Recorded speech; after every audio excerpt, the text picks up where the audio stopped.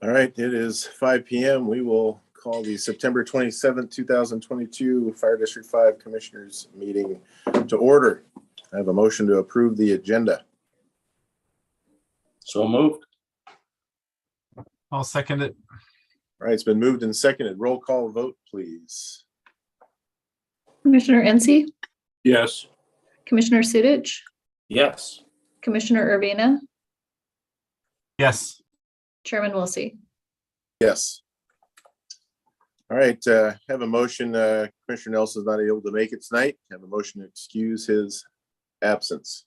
So moved. Second.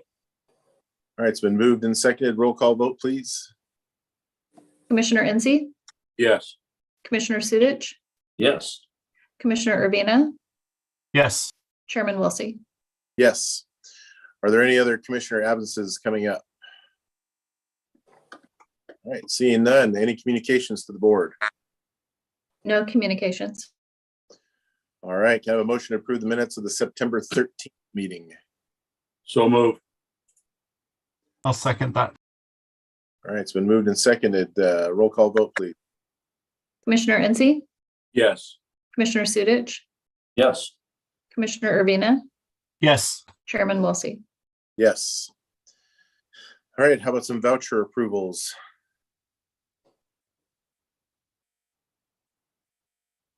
You got it, Joe? I'll try. There you go. I move that we approve the voucher approvals 197,978 through 198,036 for the total of $80,436.02. Second.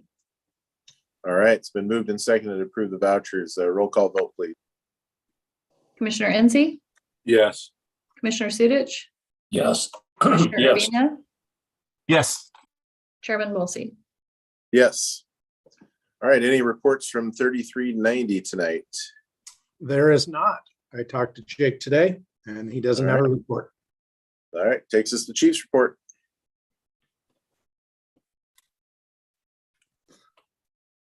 Great, thank you. A few things. Let's see, we talked about the lateral paramedics. We had 4 applicants and the interviews will be next week. So we're moving along really quickly and I hope to have them in the all done and in the seats by next November. So like I said, we had 4 lateral applicants from around the county. Last week or 2 weeks ago, we talked about coming back in person. It was important to the board that we still have an option like this and that we can record it, that we have public input, and that we can put it out on YouTube afterwards.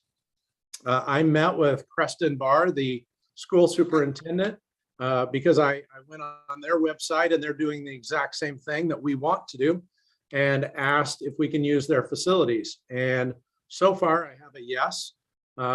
Chief Black and I are scheduled to go down and see their facilities and make sure and work through all the details.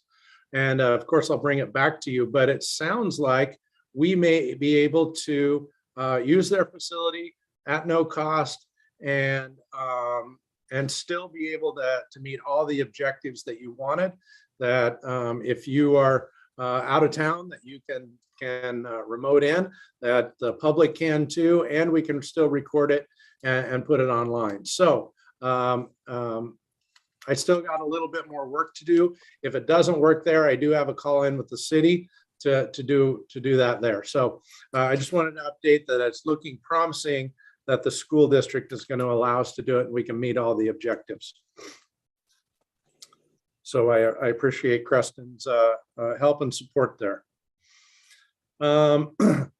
I think I've reported to you in the past that we hired countywide, we hired a consultant to look at Pierce County PC hit and PSORT.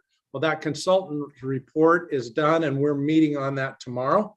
And just wanted to let you know, I'll have a better report in 2 weeks, but tomorrow is the report from the consultant, and as fire chiefs, we'll be meeting on what to do.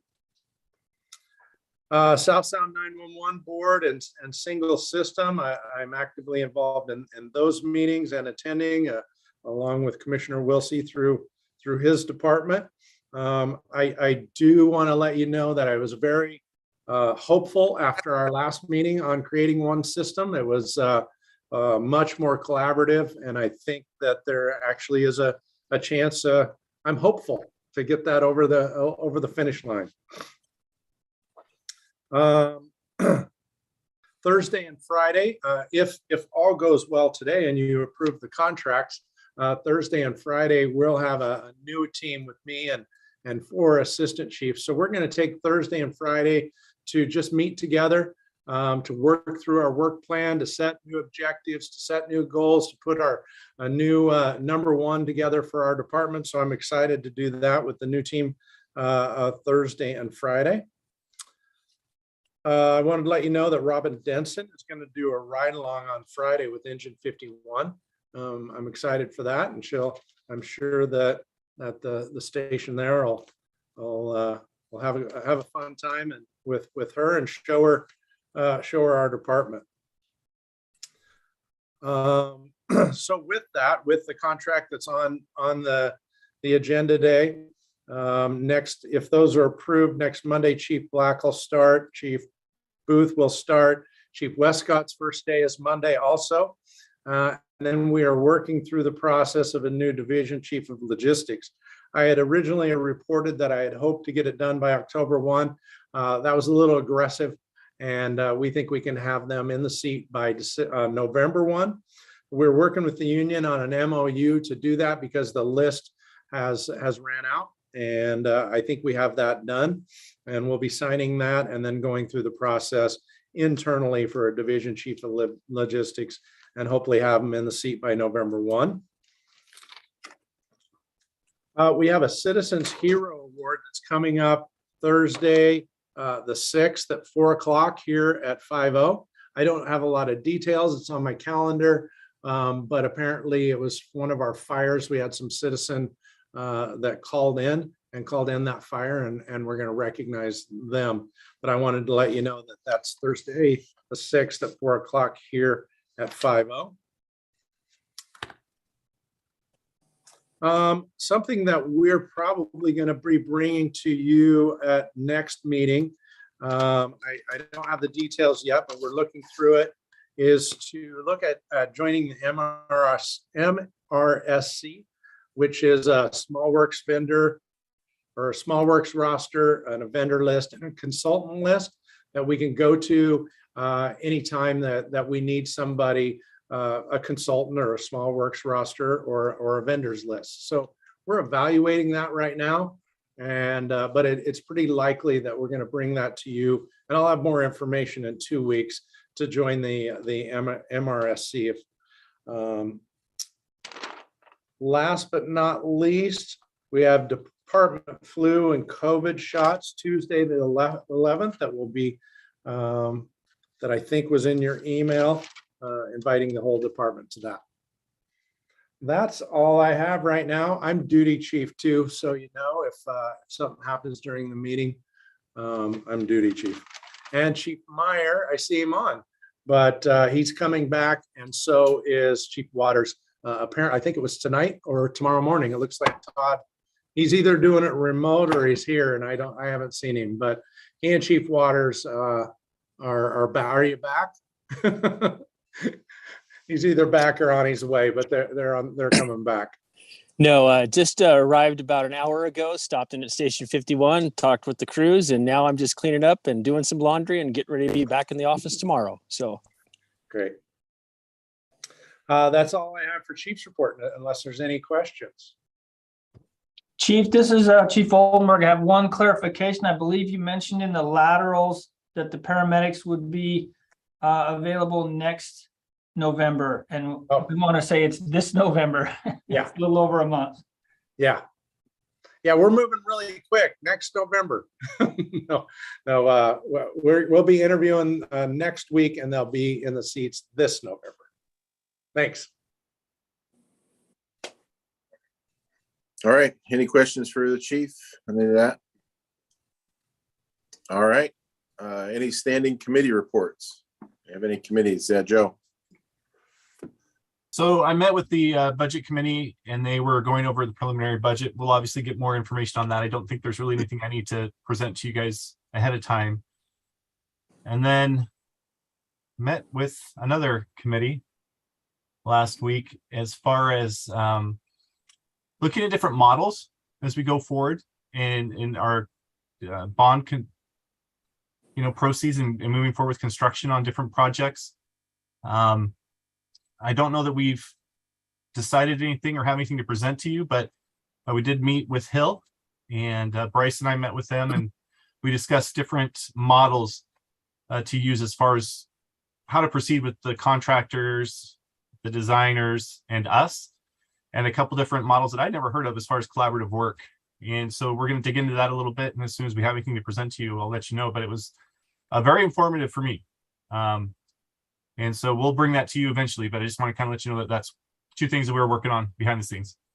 Yeah, that was Joe and Bryce on the Fleet Facilities Committee was called together to with Hill International to get an update, a little more in depth of what you heard last week or 2 weeks ago.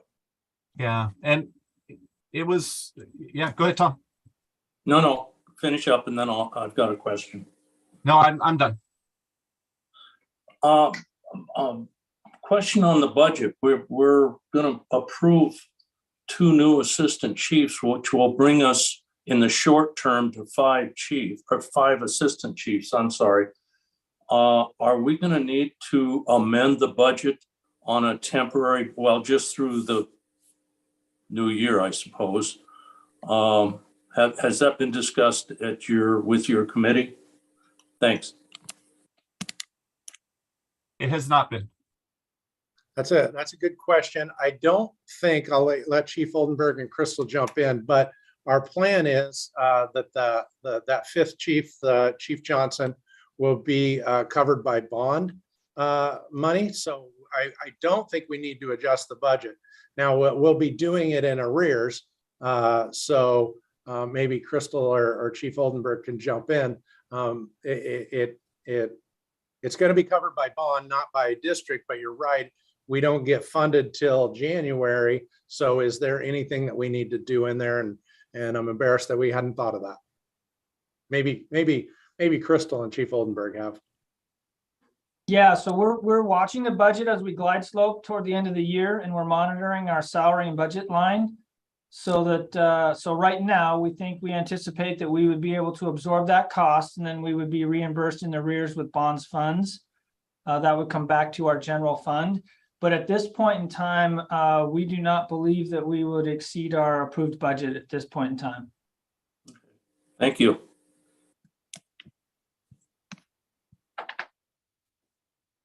All right, any other questions, the committee?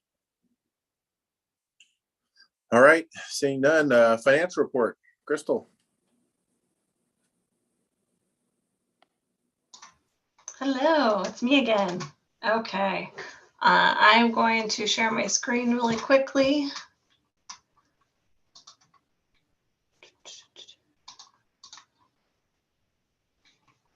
This one.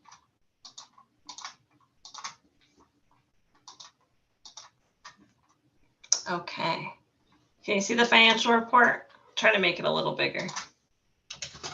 This is page 16 in your packet. So this is the August 2022 financial report. There's not a lot of new information here. One of the areas to note, FEMA looks like we have some timing on deposits. So I anticipate we'll see a little bit more on the revenue side in September. And on the expense side, the couple areas that I noticed that are a little light is mostly due to timing of associated contracts and delays in vehicles. So vehicles, we did have a couple assets that were budgeted in 2022 that we will be making a recommendation towards the end of the year to transfer those dollars into reserves, as those will arrive in a future year. So probably 2023 or 2024. So you'll notice on the vehicle side, it's 44%. That is anticipated, and we're expecting that. So right now, overall, we're at 62%. That is in line with what we're expecting at this point. And if you guys have any particular questions, happy to answer them.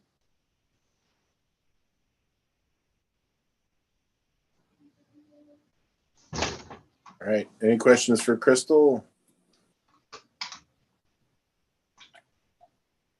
All right, so you're none. Thank you. Okay. I Thank do you. not have anything for chairman's report tonight, so it takes us to old business with the 2022 bond update. Thank you. Chief Johnson is working away, and he's been working on the tower, and now they're switching over to the support building. I think he meets with with Rice Fergus Miller tomorrow. But so he didn't have any updates other than that. But Chief Oldenburg has some updates on part of our financial process. Yep, thank you, Chief. Yeah, so just a couple of updates for the commission. We did have a meeting with our bond counsel and Northwest Municipal Advisors. We went over 2 items. We went over the commissioner's bond resolution that needs to be prepared, and that'll be coming forward to this body probably in the next month and a half. We're on the second draft of that. Everything looks really good in there. We probably will be finished with that soon. In addition to that, we are working on that. You've heard us refer to the preliminary official statement. That's kind of for our bond investors. It is everything about Gig Harbor and the bonds in general. It's kind of like a prospectus that somebody reads before they invest in an investment fund. So it talks about everything Gig Harbor fire specific.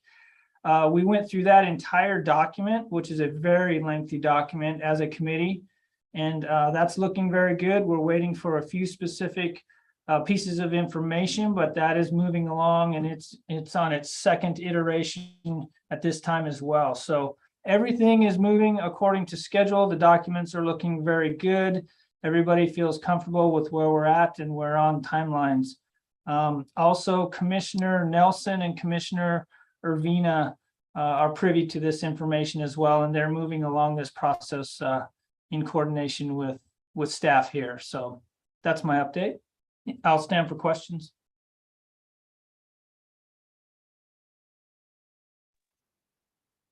Any questions for Chief Oldenburg?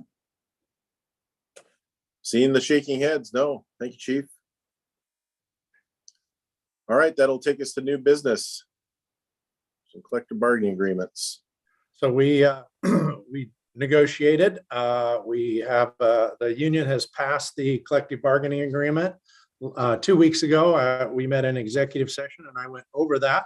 Our plan was to have it on the agenda today, but not vote on it for 2 weeks to allow you to reflect, to take in any input from anybody in the community, and then I think the plan is, Commissioner, to vote on it in 2 weeks. Yep, and that's I think everybody has that understanding, and we just wanted to have them published so that people can take a look at it and ask any questions. Like the chief said, there's also the personal services contracts for a couple of the ACs and then an MOA, and I believe that those are mostly just the update to the vacation accruals, right? We're switching from annual to monthly, and then some deferred comp language, I believe, on those, right? So the personal services contract for Booth and Black do need to be approved tonight, and then also C, but you're correct. The C of the personal services contract MOA is just for all the rest of us to bring us up because we're going to monthly accrual now. Yep. When we negotiated, that had to be the entire department, not just the union members. So, yes, sir. Okay. All right, anybody have any questions about the personal services contracts for AC Booth or AC Black? Hearing none, can I get a motion to approve? So move. Second. All right, it's been moved and seconded. Any further discussion? Seeing none, roll call vote, please.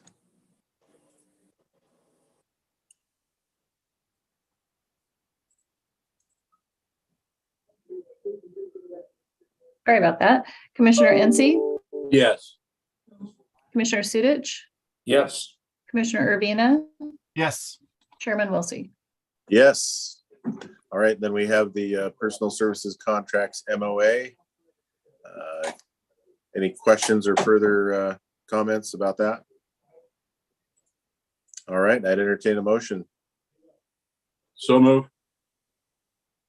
I'll Second. second that. All right, it's been moved and seconded to second the person or to accept the personal services contract MOA. Roll call vote, please. Commissioner NC, Yes. Commissioner Sudich, Yes. Commissioner Urbina, Yes. Chairman Wilsey. Yes. All right, that takes us to resolution 2022-07. It's like Chief Oldenburg's back to talk about that one. Yes, Commissioners, resolutions 2022-07 through 2022-10 are all very, very similar. What they have done is we have removed Chief Bierstrom as a signator on behalf of Gig Harbor and Jennifer Brewis.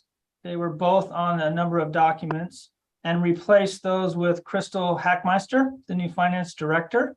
So really, there's those four resolutions pertain to specific signature authority on behalf of Gig Harbor Fire, and it's just changing Bierstrom and Brewis with Crystal Hackmeister. All right, and we'd already done this for you, hadn't we, Chief? Yes, I'm fine. I'm Right. good to go. All right, so that's the only change. So getting Brewis and Bierstrom off and adding Hackmeister. Okay. Yes, that's correct. All right. Anybody have any questions on any of these? Seeing none, I get a motion to approve resolution 2022-07. So move. Second. All right, it's been moved and seconded. Roll call vote, please. Commissioner NC, Yes. Commissioner Sudich, Yes. Commissioner Urbina, Yes. Chairman Wilsey. Yes. All right. How about a motion to approve resolution 2022-08? So move. Second. All right, it's been moved and seconded. Roll call vote, please. Commissioner NC, Yes. Commissioner Sudich, Yes. Commissioner Urbina, Yes. Chairman Wilsey. Yes. All right, how about a motion to approve resolution 2022-09? So move. Second. All right, it's been moved and seconded. Roll call vote, please. Commissioner NC, Yes. Commissioner Sudich, Yes. Commissioner Urbina, Yes. Chairman Wilsey. Yes. Last one. Motion to approve resolution 2022-10. So move. Second. All right, it's been moved and seconded. Roll call vote, please. Commissioner NC, Yes. Commissioner Sudich, Yes. Commissioner Urbina, Yes. Chairman Wilsey. Yes. All right, 2023 budget, first draft. I'm back again. So Mr. here we Excitement. are. So, Yes. Before Crystal's going to actually do the presentation, but before she gets started, I want to kind of walk the commissioners through a couple of steps that we've taken to this point before we've prepared the draft for you tonight. So a while back, a number of weeks ago, maybe even a month and a half ago, we met with the entire command staff and we talked about previous budgets because we don't have any budget building experience here with Gig Harbor specific. We solicited staff on things that are going well, things that have gone well in the past, and areas that we could potentially improve upon. We captured that information and that feedback. Subsequent to that, we met again individually with each assistant chief and each division within the organization. And we solicited specific input in regards to their budget and specific things that they were interested in adding in a 2023 budget and challenges that they've had in the past as well. Crystal and myself took that information, primarily Crystal. We went back. We tried to integrate a number of those recommendations. A lot of them, Crystal will talk about tonight. Some of them are structural in nature of how we are just actually organizing and structuring the budget moving forward. And so we created a very preliminary draft of that. Then we went back and met again individually with all of the divisions and provided them the feedback and the opportunity to look at what we prepared up to that point. And then we moved forward with taking their last set of feedback, implementing that.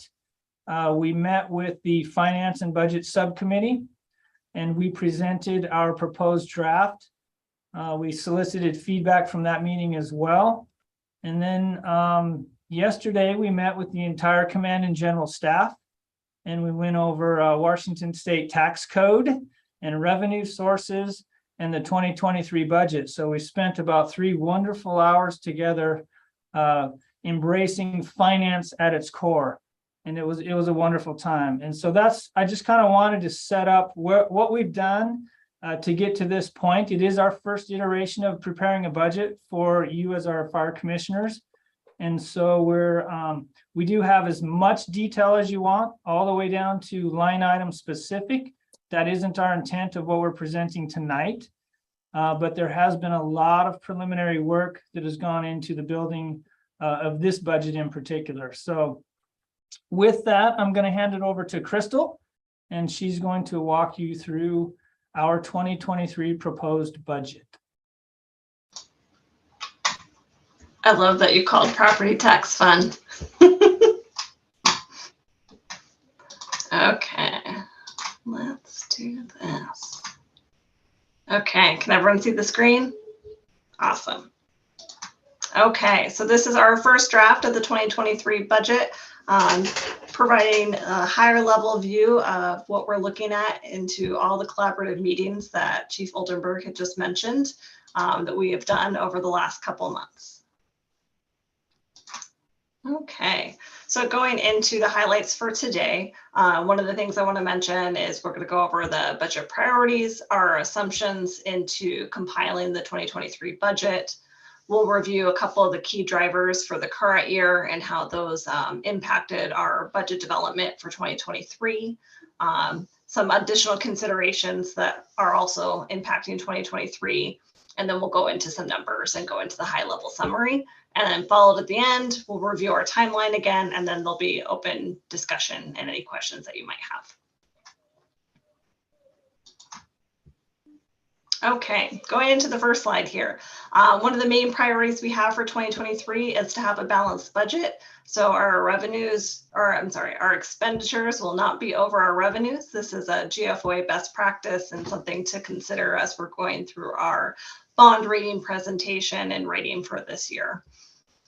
One of the other priorities for this year is that our reserve requirements are met. We actually have 2 different reserve requirement priorities in our policies. In our financial policies, we have 1 month general expenditure reserve in that fund, and then 2 months of the general expenditure budget in our reserve fund. So it is a cumulative of 3 months of reserves per our financial management policies. The next priority in our budget for 2023 is that all of our commitments and obligations have been met. This is a series of any of our services, software contracts, any legal commitments that we have, that those are all considered and included as the status quo base budget. And then the fourth one is the one I'm probably the most excited about. We are doing our budget structure in alignment with our organizational structure. So this will be able to provide our budget layout in alignment with our org structure so that we'll better transparency and accountability towards our budget for each of our divisional areas. So they'll be able to do reporting in a more efficient manner in 2023.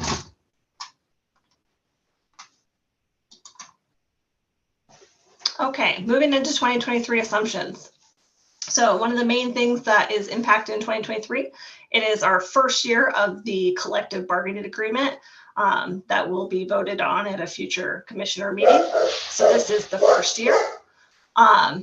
Some key differences to 2023, we had a variety of one-time items that were included in the current year budget. All of those have been removed from the 2023 budget. So as we went and started with our core base budget for 2023, we have removed all the associated one-time items to get to a true base budget for 2023 to start from. One of the other exercises that we went through as we were compiling our 2023 budget is budget right sizing. So this took both an in-depth and high-level view of our budget and actuals for every single line item from the period of 2018 to now. And if there were any areas that we had capacity, we actually reduced those further to create capacity for our existing commitments and legal obligations being met in 2023. So we did do a deep dive into every single expenditure and to see if that was the appropriate budget for 2023. Highlighting our contractually committed budget items. This goes back to our contracts. If any contracts had inflationary updates or a set dollar amount that we were already committed to, those have been included in 2023. And then the base thing for 2023 is right now, there are no new items included in this budget. And if any, those would be included in future iterations that would come to the commission in October. And I'll just pause for a second in case there's any questions. Otherwise, I can move through the next slide. Not a question, but if you don't mind me, commissioners, Crystal talked about the budget structure to align with the organizational structure, and that's a big deal for us, for her, for all of us. What we had before was, we'll call it buckets of money with different chiefs, all, travel training, right? Or an overtime that every division was using, and we had no way of tracking it. We had no accountability. We broke those out, or Crystal did, and Chief Oldenburg into divisions. So the training division has a training, travel and training, and administration and operations, and they're responsible. So it's a way to track it better. And it's also a way to hold everybody accountable because they're all responsible for their own budget. That was a big deal. And I just wanted to highlight that.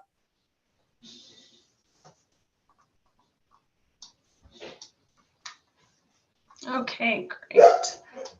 Okay, moving into the next slide. So here, I will just highlight that this is one slide where we did have a slight revision to the information that was included in your packet, or I'm sorry, in the published packet that's available on the website.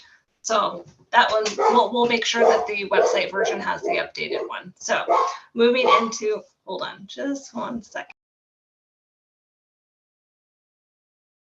While Crystal's taking care of the dog, I wish she was here to see this. She has done such a great job. Since I got here, one of my red flags was how our budget is built and how it's structured, and getting her here and what she's done to our budget. And the amount of work that she's put into it is going to serve us really well in the future. So thank you. Okay, I apologize in advance for the barking dog in the background. Okay, so moving into the current year budget drivers, and this also plays into 2023 a little bit. One of the key drivers we're seeing some increases in is constant staffing. So this is the minimum amount of daily staffing we need to make sure all of our units are staffed each day. There's a couple considerations and where we're seeing some increased expenditures. One of the main ones, we moved from a 2-person to 3-person engine. This was actually a decision and move in the, not at the beginning of this year, probably the later part of last year, but still has an impact to 2022's budget. We also moved to 4 platoon this year. So there is some minor impacts associated with that in the scheduling. We're also seeing increased use of compensated leave here in 2022. This could be for a variety of factors. I know there's some terms that are going to COVID. A lot of people are taking additional time this year that haven't had an opportunity to in the last couple of years. And then we also are, as you guys know from the lateral paramedic recruitment we're doing, we are short paramedics. So we do have some increased overtime associated to staffing our paramedic positions. So this is some of the key budget drivers for 2022 that we anticipate and expect to see into 2023, and it's included in the 2023 base budget. On the non-staffing side, we are seeing increased expenditures both on our facilities and our fleet. Our fleet in particular are seeing increases in both parts and labor, and in fuel. And on the facility side, parts and labor inflation associated to those as well. So those are key factors into 2022, but we have assumed similar increases to those budget line items for 2023, and they're included in the base budget. And I'll just pause in case there's any questions on that one.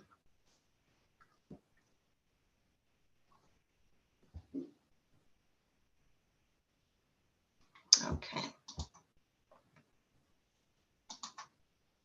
Okay, some of the key pieces, just area of note for the first draft of the 2023 budget.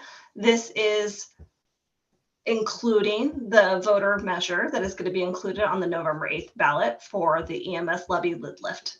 So the current budget does include the EMS levy lid lift at 50 cents. As a result of the voters, we'll be able to make any associated changes and review contingency plans, as the current budget is scheduled to be adopted on the 22nd of November. So after, we should have results of the voter measure and possibly certified result by that time. This does include preliminary estimates from Pierce County in terms of assessed valuation. So in mid-September, we do receive assessed valuation estimates. So this has been included and updated in the 23 budget. And then the one piece that is not included here in the first draft is our capital and bond associated expenditures. Those will be coming in a future meeting in October. We are, as the subcommittee mentioned, we're still working out the timeline associated with that. Will be coming in a future meeting in October for the capital budget.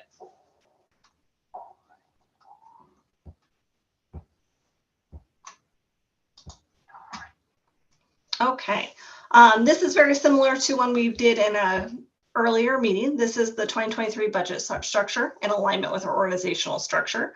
One of the key pieces I wanted to mention, fire control admin, as you saw in the 2022 budget, does not exist in 2023. We have pulled the pieces that were included in that line item to their functional areas. So there was a piece of that that was under the finance and admin piece, part under operations, part under logistics. So it's just been peanut buttered out to all the different divisions. So that is the only one. And then I believe EMS, we've consolidated the EMS admin and the EMS line items. It was both 70 and 71 on your line item report. Those have been combined into EMS. So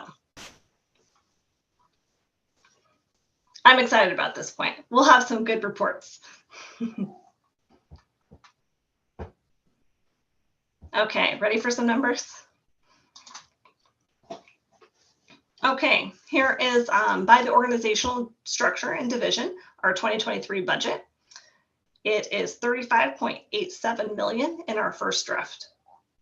Operations at 70%, health and safety. Logistics, I think, is the one area that you might see a little bit differently. So we did pull all the logistics associated purchasing that was included in all those applicable decisions, and it's been moved into logistics. So that's one piece that's structurally different from how you saw in prior budgets. Legislative, you'll notice, is a little bit less than it has been in prior years. We did take a look at the legislative area, and anything that was operational in nature, for example, our firefighter recruiting and associated background checks for new firefighters, was included in legislative. We've moved those pieces out to their functional areas.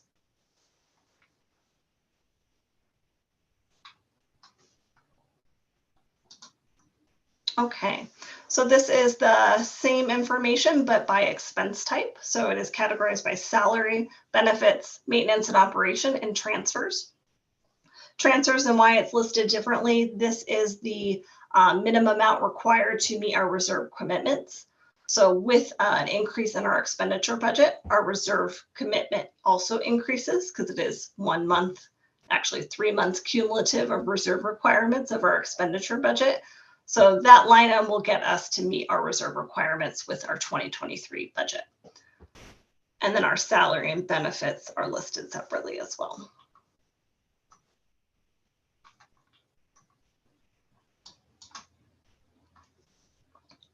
This one shows a comparison of our current budget, the 2022 adopted budget, to our proposed by the expense types. A couple of key pieces that I want to highlight here. Our maintenance and operations, as I mentioned in an earlier slide, we did remove all of the one-time associated budget items for 2022. So you'll notice there's 6.5 million in the prior year and 5.6 million in 2023. So this is mostly due to the removal of our one-time items that were included in the current year budget. Overall, cumulatively compared 22 to 23, this is an 8% increase from the current year budget.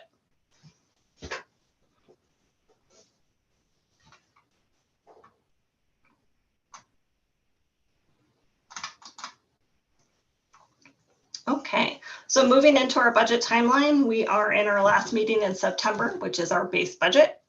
We have 2 more hearings associated with the budget, both the October 11th, which will be the second draft. We anticipate that to be technical adjustments and any revisions that come up in the next week or 2. Our 25th meeting is the revenue hearing, so we'll go into more detail into the revenues associated with 2023, and then the final draft of the budget. This will also include the capital budget, so we'll have the details associated with those projects as well. In November 11th, there isn't any, I'm sorry, 8th, nothing is scheduled, but that does allow us any opportunity for additional revisions associated to the budget.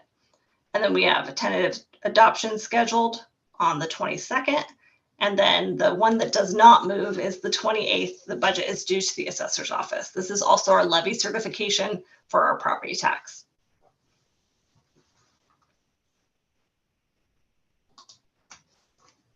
Okay, so those are the slides I have. Happy to answer any additional questions or open for discussion.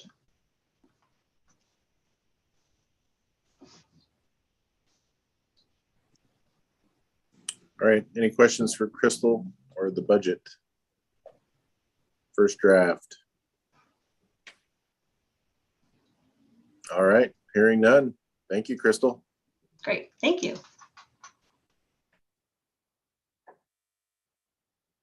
All right, so we'll move on to open public comment.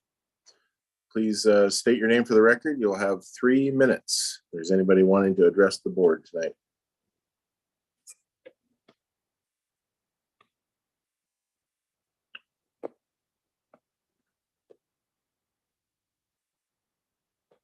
I don't see any hands up. I don't see anybody moving in, so. All right, we'll move on to good of the order. Anything for good of the order tonight?